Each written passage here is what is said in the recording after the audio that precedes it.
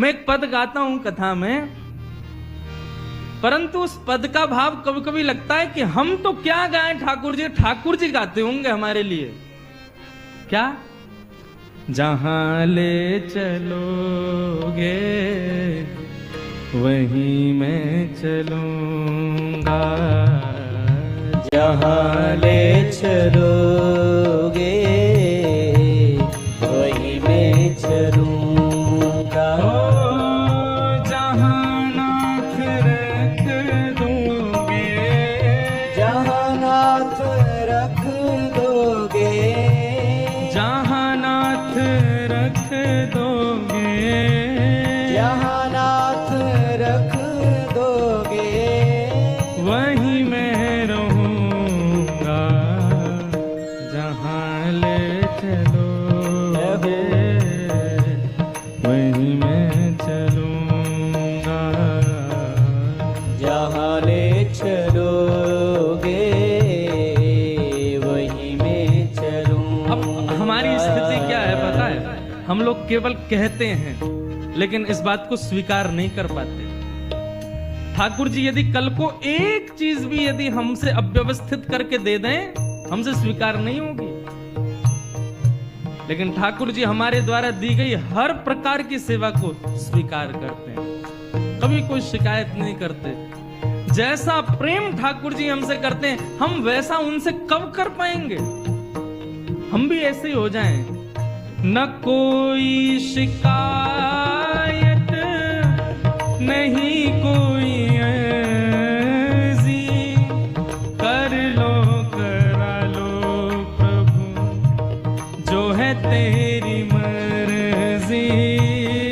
न कोई शिकायत नहीं कोई अर्जी, कर लो करा लो जो है तेरी मर्जी। हो न कोई शिकायत न कोई अर्जी, कर लो करा लो प्रभु जो है तेरी मर्जी। न कोई शिकायत नहीं कोई अर्जी, कर लो करा लो जो है तेरी मर्जी। खुशी दो या गम जो भी, खुशी दो या गम जो भी, खुशी दो या गम जो भी, खुशी दो या गम जो भी, मैं प्रेम से सहूंगा। जहां ले चलोगे वहीं मैं चलूंगा। तो बंधुओं, एक पद है श्री रैदास जी का, उसमें भाव है, सो ही सुहागन प्रिय जाहि रीझें। ठाकुर जी कब किससे रीझ जाएं कुछ पता नहीं है।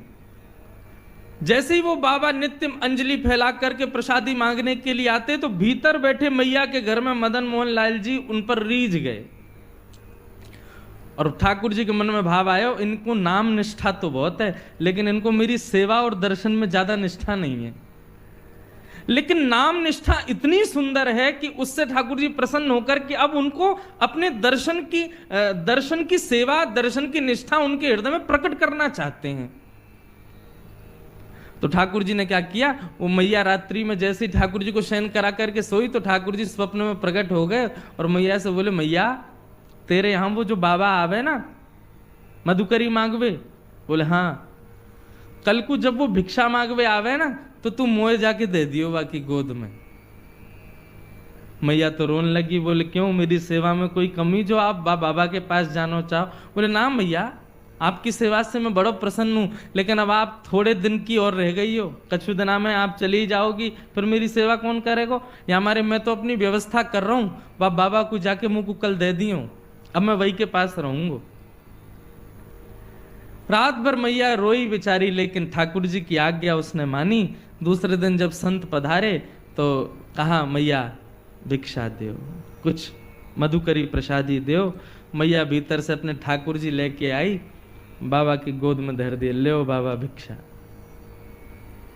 बाबा बोले हमसे ये सेवा वेवा नहीं होती है ठाकुर जी की, हम तो भैया नाम उपासी हैं, बस नाम जप करना जानते हैं। ये श्रृंगार करना, स्नान कराना, वस्त्र पहनाना और ये 56 भोग धराना, ये राजोपचार हमसे नहीं आता है, हम केवल नामोपचार जानते हैं। आप ठाकुर जी से पुनः निवेदन कर दो, छोटी सी कुटिया में रहता हूं मैं, यहां पे 8 बार भोग लगता होगा, मेरे यहां तो कोई प्रसादी की भी व्यवस्था नहीं है, इनको भूख बहुत लगती है, मैं इनको भोजन नहीं करा पाऊंगा। श्रीनाथ जी में 8 बार भोग आता है, जिसमें से 3 बार का भोग आप सुनकर के आश्चर्य करोगे, उसका नाम है श्रम भोग। क्या नाम है? श्रम भोग का तात्पर्य क्या है? ठाकुर जी को उठते ही पहले लड्डू और दूध का भोग लगता है श्रीनाथ जी को, या माखन मिश्री का भोग लगेगा। लड्डू तो विशेष है, लड्डू दूध माखन मिश्री सब तो आएगा ही उठते ही। यहां तक कि ऐसा वर्णन है कि श्री नंदलाल पौड़े वह रहे में उठे ही ना है, यशोदा मैया कभी पाम दबावे कभी हाथ दबावे, ठाकुर जी उठे ही ना है, चदरिया ओढ़ ले, मुंह मत उठाओ। तब मैया क्या करे, पात्र में दूध लेके आवे और लाला के सिरहाने पे हाथ रख के लाला सोते भय लाला को उठा के ही मोहते दूध छुपा दे, तब दूध पीते पीते पीते पीते तब ठाकुर जी के नेत्र खुले, तब मैया उनकी आरती करे। ये है मंगला। आज भी श्रीनाथ जी में ठाकुर जी के शयन में ही दूध आ जाता है सुबह सुबह, और जो महामुखिया जी हैं वो दूध भोग को उठा के ठाकुर जी के अधर से छुपाएंगे, तब दीप प्रज्वलन वगैरह होंगे कि मतलब अब ठाकुर जी उठ गए, मतलब नींद में ही दूध पी में तब आंख खुले ठाकुर जी की। और श्रम भोग क्या है कि पहले आ गया मंगला भोग, फिर आएगा बाल भोग, और बाल भोग पाने के बाद फिर ठाकुर जी का श्रृंगार होगा, मुकुट धारण किया, माला धारण करी, सब करी, तो फिर कहे में कि भैया अब ठाकुर जी श्रृंगार करावे में थक गए, तो अब इनके लिए भोग लाओ, वो आता है श्रम भोग। बताओ, कपड़ा पहनवे में थक जाएं ये।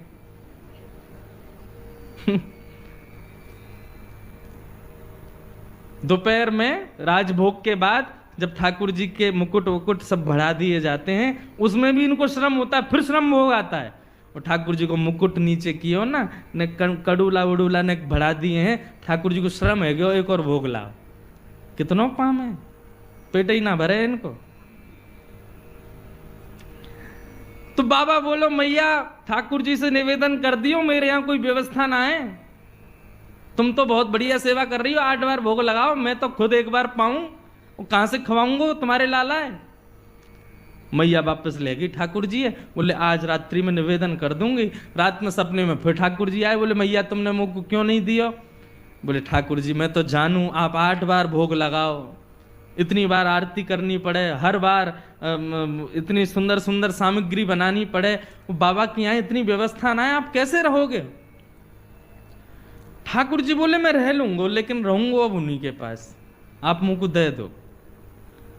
बाबा जैसे रखेगो मैं वैसे रह लूंगा, वो रूखी रोटी खवावेगो मैं रूखी रोटी खाऊंगा, लेकिन रहूंगा बाबा के पास। बंधु इस भाव से ये पता चलता है हम सबके घर में ठाकुर जी बैठे हैं, कितनी कृपा है ठाकुर जी की। हम बच्चों को भोजन परोसते हैं तो बच्चे नाक मुंह मोड़ ले, मैया में नमक कम है, इसमें नींबू नहीं है, ये नहीं है, वो नहीं है। ठाकुर जी को जैसा दे दो वैसा पा लेते हैं। कई बार खीर पधरा देते हैं ठाकुर जी को, भोग लग जाती है, जब हम पाने बैठते हैं तब पता चलता है इसमें तो शक्कर ही नहीं थी, और ठाकुर जी पा लिए, कभी शिकायत नहीं करते, जैसा दे दो वैसा स्वीकार है। कैसे प्रेमी हैं ठाकुर जी। हमारे बच्चे नाक मुंह मोड़ते हैं, लेकिन ठाकुर जी कभी मना नहीं करते, सब स्वीकार करते हैं, जैसा दे दो। कभी कभी प्रसाद पानी बैठते हैं तब पता चलता है दाल में तो भयंकर मिर्चें खाई नहीं जा रही, हम उसमें पानी मिला रहे हैं, फिर नींबू डाल रहे हैं, भैया मिर्चें खब नहीं रही है, और ठाकुर जी ने पूरा भोग लगा लिया। कितने सहज हैं ठाकुर जी। इससे यह समझ आता है कि ठाकुर जी आपके घर में विराज रहे हैं, आप जैसी सेवा करना चाहो उनको सब स्वीकार है, क्योंकि वो आपके हैं। ऐसा प्रेम हम क्यों नहीं करते ठाकुर जी से। हम जैसा ठाकुर जी को वस्त्र पहना दें, जैसा स्नान करा दें। कई लोगों के घरों में जाता हूं, अलमारी में ठाकुर जी बैठे हैं, छोटी सी अलमारी में, बेचारे कभी मना नहीं करते, कभी कुछ नहीं कहते। उनके लिए शयन की कोई अच्छी व्यवस्था नहीं है, उनके लिए बैठने की कोई अच्छी व्यवस्था। कई लोगों के घरों में दर्शन करने जाते हैं, ठाकुर जी के पीछे चुईया बैठी है, बेचारे कभी शिकायत नहीं करते। हमारी शिकायतें खत्म नहीं होती। आप ऐसा क्यों नहीं कर रहे हो, हे नाथ हमारे जीवन में इतने कष्ट क्यों, ऐसा क्यों वैसा क्यों। सदैव हम ठाकुर जी शिकायत ही करते रहते हैं, लेकिन ठाकुर जी कभी नहीं करते। मुझे तो कभी कभी पता क्या लगता है, ये जो हमारे घर में ठाकुर जी बैठे हैं ना, आप जैसी वस्तु दोगे सब स्वीकार कर लेंगे, कभी शिकायत नहीं करेंगे। क्यों? जब मृत्यु के बाद हम जाएंगे ना ठाकुर जी के पास और जाकर कहेंगे ठाकुर जी आपने हमारे जीवन में बहुत कष्ट दिए, बहुत विपदाएं दी, बहुत ये दिया, ठाकुर जी बोले तेरी लिस्ट खत्म हो जाए फिर मेरे को देना, मैं लिस्ट निकालूंगा अपनी। वादना चुईया बैठी मेरे सिर पर, कछु कही मैंने? तेने दाल में मिर्च ज्यादा डाली, कछु कही मैंने? वहां नमक कम आओ, बिल्कुल शक्कर नहीं डालो, खीर में तेने ऐसी खा लियो मैंने, कछु कही मैंने? एक दिन जली वही रोटी मुंह को दे दी तेने, मैंने कछु कही? प्रेम से पाए हो ना। तुम सबरो परिवार 3 दिन के लिए ब्याह में चले गए, मुंह को घर में छोड़ गए अकेले, कछु कही मैंने? तो फिर मुझसे शिकायत क्यों? तो कभी कभी मुझे लगता है घर में जो ठाकुर जी बैठे ना, ये सब हिसाब बराबर करने के लिए बैठे हैं, ताकि तुम कोई शिकायत ना कर पाओ उनसे। तो मैया ने बाबा से कही, बाबा वो ठाकुर जी बाबा के यहाँ कोई व्यवस्था नहीं है। ठाकुर जी बोले मैं रहूंगा वही के पास, चाहे कोई व्यवस्था न हो। बाबा रूखी रोटी खवावे को मैं वही से रह लूंगा, लेकिन अब वही के पास रहूंगा। बड़े महल में रहते हैं ठाकुर जी, मदन मोहन लाल जी, परंतु उस महल को छोड़ करके उस बाबा की कुटिया में आ गए। बाबा ले आए, मैया ने कही बाबा आप जैसे रखोगे रहेंगे, आपके पास ही रहेंगे। ठीक है, हम तो एक बार भोग लगाएंगे बस। बोले सब स्वीकार है, आप जैसे दोगे वैसे स्वीकार है, हमारे ठाकुर जी को ले जाओ।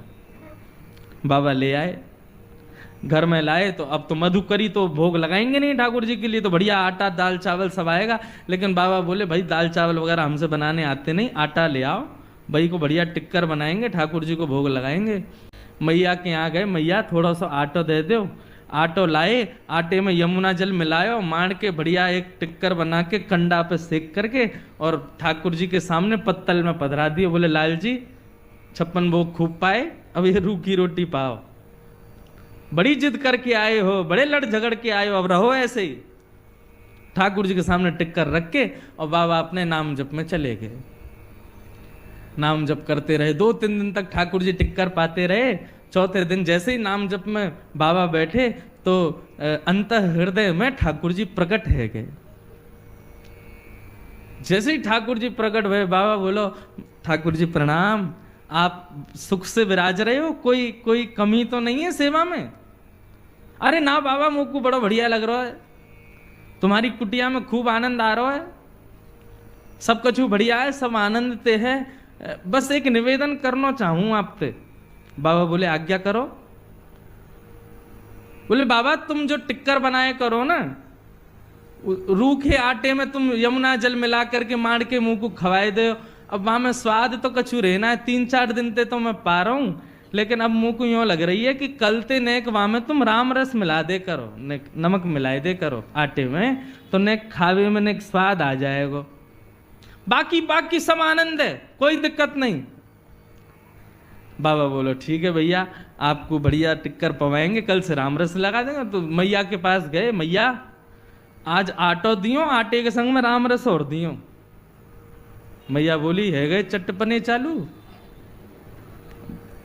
चलो आगे आगे देखियो का होएगो। अब तो दूसरे दिन आटे में नमक वमक मिला के बढ़िया टिक्कर बना के ठाकुर जी को पवाया। 2-4 दिन ठाकुर जी वैसे ही पाए। चौथे दिन ठाकुर जी फिर प्रकट है गए। बाबा बोले ठाकुर जी सब आनंद, कोई कमी तो नहीं सेवा में? ना बाबा सब आनंद है रो, खूब चकाचक पा रहे हैं हम तो। बस बाबा ने एक बात कह रो। बोले कहा? तुमको मेरी आवाज ने कर्कश लग रही है? बाबा बोले हाँ ने लग तो रही है कमजोर सी। बोले बाबा वो रूखी रोटी खा खा के मेरो गलो जो है का है वहां में रोटी इर्ज गई है। अरे सरकार आपको कष्ट है गए, इर्ज गई समझ गए? इर्ज गई मतलब फंस गई है। तो बाबा बोले आज्ञा करो। बोले मैं तो बस यूं कह रहा हूं कि कल ते ने घी चुपड़ दोगे वहां में रोटी में, तो ने वो ने आसानी तो भीतर चली जाए करेगी। बाबा बोले मतलब अब कल से आटा, नमक और घी भी लाना है। अरे बाबा ने बस घी लिए ही हो, या हम घी के बिना, मक्खन के बिना तुम कभी ना रहे, आप सब पता है। बाबा बोले ठीक है। दूसरे दिन गए, मैया आज आटो दियो, नमक दियो, नेक्स्ट तो घी और दे दियो। मैया बोली ले जाओ, प्रेम से पवा। अब महाराज आटे में नमक वमक मिला के बढ़िया टिक्कर बना के घी चुपड़ दिया, ठाकुर जी को भोग लगाया। 4-5 दिन ठाकुर जी ने कोई शिकायत नहीं करी। 6 दिन बाद ठाकुर जी फिर प्रकट हुए। बाबा बोले ठाकुर जी अब तो ना रिझ रही गरे में? ना बाबा अब तो सब बढ़िया है, रोटी में बढ़िया नमक को भी स्वाद आ जाए, घी भी बढ़िया है, नीचे चली जाए। मैं तो बाबा बस यूं कह रहा हूं, कल ते एक आलू और ले आया करो, वह आलू है भूंज के वहां में नमक मिर्च डाल के बाकी चटनी बना करके बाबा और धर दे करो संग में। बाबा ने उठाए ठाकुर जी और लेके गए मैया के पास। बोले धरो या अपने पास ही। अरे अभी आटो आयो, नमक आयो, घी आयो, ये तो 56 भोग ले आएंगे कल को घर में, कहां भजन करूंगा मैं। जैसे ही मैया की गोद में दिए ठाकुर जी प्रकट है गए और बाबा के गले से लग गए। बोले मैं रहूंगा तुम्हारे पास ही, चाहे जैसे रखो, मैं रहूंगा तुम्हारे संग। मैं एक पद गाता हूं कथा में, परंतु उस पद का भाव कभी कभी लगता है कि हम तो क्या गाएं ठाकुर जी गाते होंगे हमारे लिए। क्या? जहां ले चलोगे वहीं मैं चलूंगा, जहां ले चलोगे वहीं मैं चलूंगा। ओ जहां नाथ रख दोगे, जहां नाथ रख दोगे, जहां नाथ रख दोगे, जहां नाथ रख दोगे वहीं मैं रहूंगा, जहां ले चलोगे वहीं मैं चलूंगा, जहां ले चलोगे वहीं मैं चलूंगा। अब हमारी स्थिति क्या है पता है? हम लोग केवल कहते हैं लेकिन इस बात को स्वीकार नहीं कर पाते। ठाकुर जी यदि कल को एक चीज भी यदि हमसे अव्यवस्थित करके दे दें, हमसे स्वीकार नहीं होगी। लेकिन ठाकुर जी हमारे द्वारा दी गई हर प्रकार की सेवा को स्वीकार करते हैं, कभी कोई शिकायत नहीं करते। जैसा प्रेम ठाकुर जी हमसे करते हैं, हम वैसा उनसे कब कर पाएंगे? हम भी ऐसे ही हो जाएं। न कोई शिकायत नहीं